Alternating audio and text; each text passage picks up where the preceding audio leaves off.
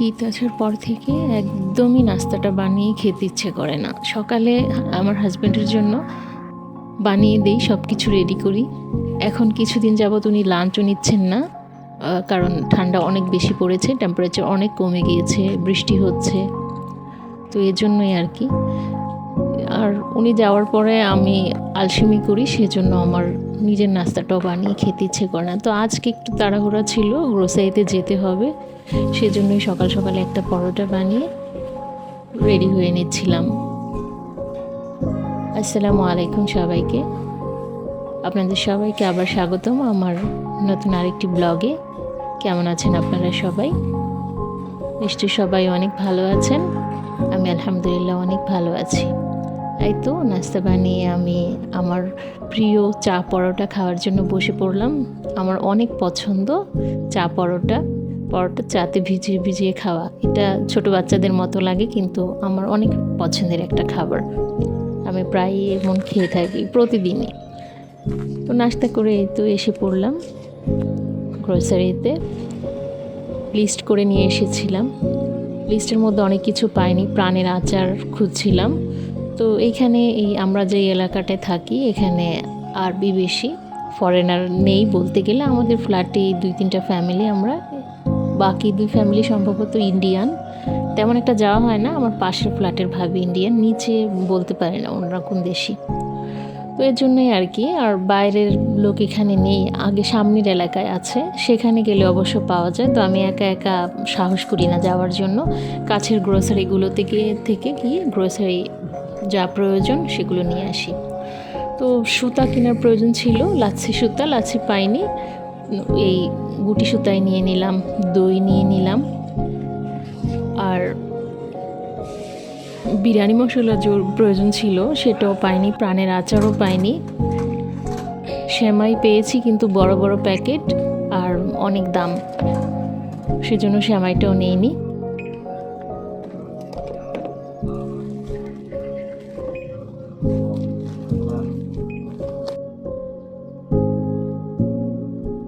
Thank you.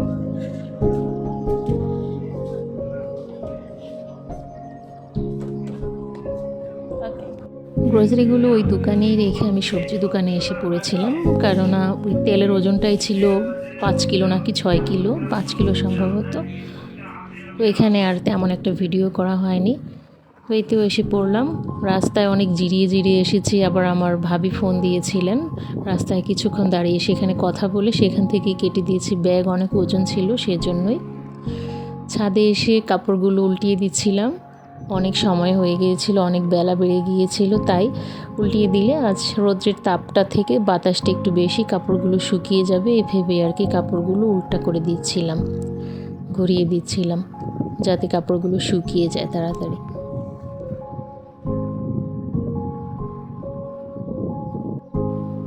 ঘরে এসে বসে পড়লাম। গ্রোসারিতে কী নিলাম সেটার লিস্ট এক্সেল শিটে অ্যাড করার জন্য আমি একটা এক্সেল ফাইল বানিয়েছি। সেখানে ভাবছি যে প্রতিদিনে কি আমি আমার কত খরচ হয় সেগুলো অ্যাড করে রাখবো, তাতে আর কি হিসাবটা ঠিক মতো হবে। আর সম্পূর্ণ টাকা কত খরচ হয়েছে, কত বেঁচেছে, খুচরা টাকাগুলো গুনে আমি আমার ছোট ব্যাগটাতে রেখে দিচ্ছিলাম। হাজব্যান্ডের কাছ থেকে এই মাসে আমি একটা নির্দিষ্ট খরচ নিয়েছিলাম, যা আমি দেখি বাজার করি। শীতের মধ্যে ওনার প্রতিদিন সন্ধ্যায় যেতে হয়, আসতে হয়, কষ্ট হয়। তো এরপরে এসেই তো সব কিছু করে বিছানাটা গুছিয়ে নিলাম। কিছুই করে যায়নি, সকালে আলসেমি করে সব কিছু এমনিতেই ঠান্ডার মধ্যে ছেড়ে গিয়েছিলাম। তো বিছানা গুছিয়ে আবার যেতে হবে ছাদে। সম্ভবত কাপড়গুলো শুকিয়ে গিয়েছিল, বাতাসে আবার পড়ে যায় কিনা সেটারও ভয় লাগছিল। ক্লিপ লাগিয়ে দিয়ে এসেছি, এই তো কাপড়গুলো শুকিয়ে যাওয়ার পর নিয়ে এলাম। সবগুলো কাপড়ই শুকিয়ে গিয়েছিল। আর আগের দিন এই যে দুধে সর বানিয়ে রেখেছিলাম, এটা ফ্রিজেই ছিল সরটা মোটা হওয়ার জন্য। তেমন একটা মোটা হয়নি, তবুও যতটুকু হয়েছে আমি সব সময় একবার দুধটা সরে বসিয়ে সরে উঠিয়ে আবার দুধটা নতুন করে জাল করে নিই, তাহলে 2বার সর হলে ভালো পরিমাণ একটা মাশাল্লাহ সর হয়। গ্যাস একটু খরচ হয়, তাতে আর কি খাঁটি ঘিটা পাওয়া যায়। ঘি অবশ্য আমি কিনি না, আমি নিজেই বানিয়ে নিই।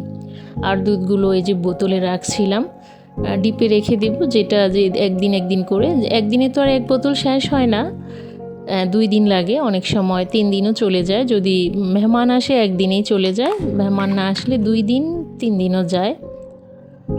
এই যে আগে এক বক্স সর রেখেছিলাম, এই সপ্তাহে ইনশাল্লাহ ঘি বানিয়ে নেব। আর গ্রোসারি থেকে যে আনার পরে সবজি দোকান থেকে কী এনেছিলাম সেটা ভিডিও করিনি, এজন্য এখানে ভিডিও করলাম। টমেটো 3 কিলো, এক রেডি আর নিয়ে এসেছিলাম, আর শসা 1 কিলো নিয়ে এসেছিলাম। আর এই যে আমার হাজব্যান্ডকে আমি ফোন করে দিয়েছিলাম যে বিরিয়ানি মশলা, আচার আর সেমাই নিয়ে এসো, তো উনি সাথে KFCর একটা রেডি প্যাকেট আর গুড় নিয়ে এসেছিলেন। আজকে আমার ব্লগ এইটুকুই ছিল। সবাই ভালো থাকবেন। আসসালামু আলাইকুম।